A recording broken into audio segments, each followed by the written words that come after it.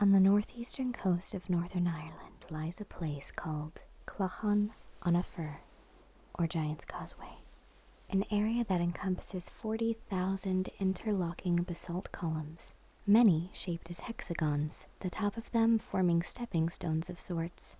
It's a sight that would make you believe that something other than nature, or someone, played a part in its creation. The Giant's Causeway is known to have been the result of an ancient volcanic eruption, but legend tells the story a bit differently. And so, this is the legend of Giant's Causeway, retold by Daniel Ferguson. A long, long time ago, there was a man.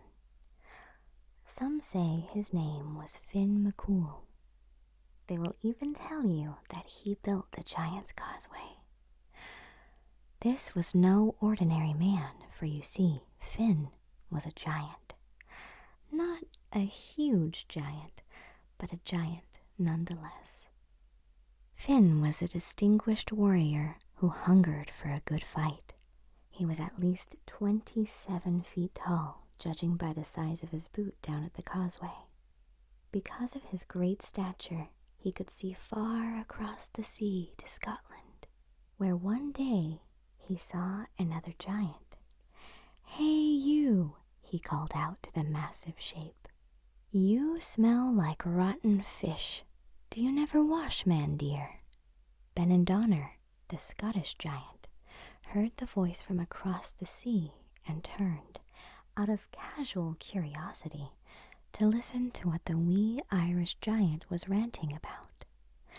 "Your breath smells horrible, like cow dung on a hot day, you big Egypt," shouted Finn. The giant listened. He could hardly believe his ears. Who was this impetuous fool? Did this wee man not know who he was insulting? The biggest, roughest, toughest street-fighting giant in all of Scotland. Benandonner decided then and there that he would cut off Finn McCool's head, display it on his spear outside his house, and feed the rest of him to the cows. It seemed only fair. As Finn shouted more and more insults, Benandonner became more and more angry. A bright light crackled and shone from his bulging eyes. His head, ears, nose, and mouth started to produce billowing clouds of steam and a steady downpour of rain that persisted overhead. He opened his huge, gaping, ugly mouth and roared a torrent of unrepeatable Gaelic insults at Finn McCool. Even the sheep and cattle were embarrassed at Benandonner's lack of social decorum. You can take these Scotsmen absolutely nowhere. Benandonner reached down with his big, sinewy hands, lifted and threw a cluster of huge rocks towards Finn. Some fell with a mighty splash into the sea, and at that moment a great whale shot up into the air, with a surprised expression on its face, only to crash back down into the water. Kersploosh. Other rocks shot over Finn's head, landing here and there, making massive divots and hills about the place. This, I believe, is known as Royal Portrush Golf Course. All this stone throwing, a traditional sport in the north of Ireland, well, it gave Finn McCool an idea. He had a load of stones that he had cut and shaped to make a sort of paved area for Una, his wife, back at the house. Now he had a much better use for them. Load after load of these hexagonal-shaped stones he carried in his big, strong arms down to the seashore, from where he began to create a causeway or a bridge. It would stretch from the North Antrim coast all the way to Scotland, where his large adversary lodged. Oh, if only Finn had known the true size of Benandonner, he would most likely have built the causeway towards America. When Finn McCool finally laid his last stone and reached Scotland, he called out to Ben and Donner, but there was no reply. There was only the sound of the rain and the wind blowing through the heather. So off he set, faster than any seafaring, back across the 18 miles of causeway to get his tea and put his feet up, thinking no more of the Scottish monster. The next day, Scotland was wet, as usual. Ben and Donner awoke. After refreshing himself with that stuff the Scots call porridge, we call it cement here, and a few lightly grilled Highland cattle on toast, washed down with 7 barrels of tea, he set off for his morning stroll, only to notice the newly constructed causeway leading off towards the North Antrim coast and the McCool family residence. Enraged at the fact that no planning permission had been applied for, Ben and Donner quickly returned home to pick up his tools of the trade. His shield, mace, hammer, 13 individually named knives, battle helmet, armor, and an enormous 2-handed sword called McSlicer. Ben and Donner then stomped off to discuss the matter with the young Finn McCool. The ground shook, the sea tore itself into a raging storm, and Finn's finely jointed causeway rattled under the immense weight of the dark, ominous shape approaching from Scotland. By chance, Finn's wife, Una, was just hanging out at the washing when she heard what she thought was distant thunder coming from the direction of Scotland. As she stared out to sea, she began to make out the enormous shape of Ben and Donner approaching. Through the mists he came, across the sea in storms he came, over the giant's causeway he came to have a battle to the death with Finn McCool. Una gave warning to Finn, who could not believe his eyes. He's a bit of a big lad, thought Finn. This giant was big. I don't mean big as in big savings, big deal, or big head. No, I mean bigamissimo in Italian.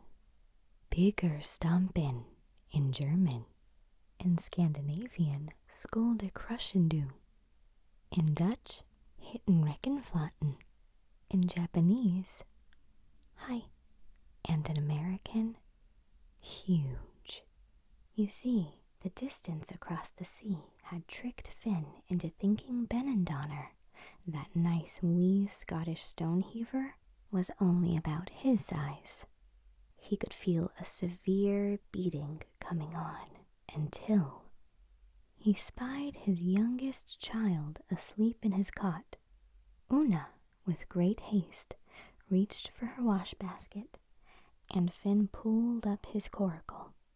Together, they made a do-it-yourself cradle, into which jumped Finn, disguising himself as a big baby. Just in time, too, for Una had only tucked Finn into the cradle snug as a bug in a rug, when the Scottish giant came striding up the hill towards the McCool house. He was huge and dark and horrible. Towering menacingly over Una, he boomed out, "I'm here for the head of that wee giant Finn McCool.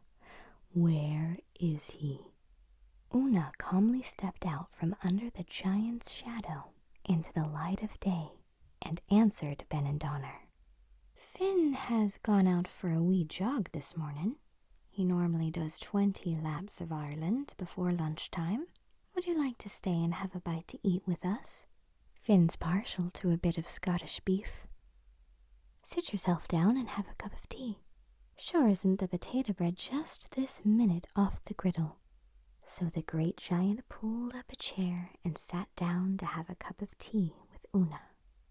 Conversation was limited to the weather and the finer points of Causeway construction, punctuated only by long silences when all you could hear was the sound of the sea, the delicate plinking of teacups with saucer, the sound of the gulls, and the odd slurping of tea.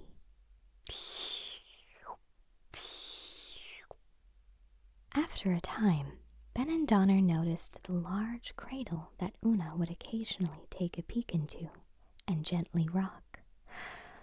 "What's in that big basket?" he asked, getting up from his seat to take a closer look. "Why, that's our youngest," replied Una with a twinkle in her eye. "Would you like to see him?" "Your what?" said the giant, spitting tea and lumps of potato bread all down his front. "Oh, yes," said Una. "This is Oshin. He's only 7 months old and such a fine head of hair already. If you think Oshin's big, you should see his father." The Scottish giant was a bit taken aback. In fact, he went into deep shock. A paralyzing fear overtook him as adrenaline pumped through his veins. His hair almost left his head, turning a snowy white on either temple, making him look like an enormous punk badger traffic warden.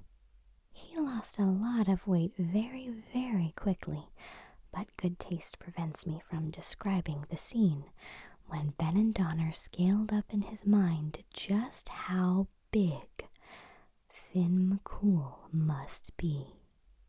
Needless to say, Ben and Donner didn't hang about.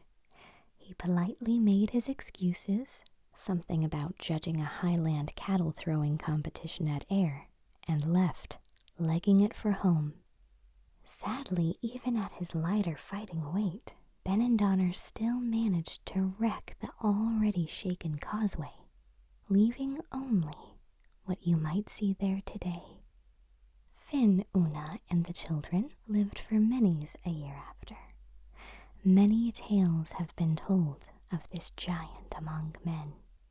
We will never really know if these stories are just stories, or if a warrior called Finn McCool really did exist. But many folk do believe he did exist. If you look closely as you walk amongst the pillars and towers of the Giant's Causeway, you may see more if you have a mind to. That is but one story of Finn McCool. That is the story of Giant's Causeway. Have a wonderful, restful, peaceful day or night, and I hope that you'll join me again sometime soon.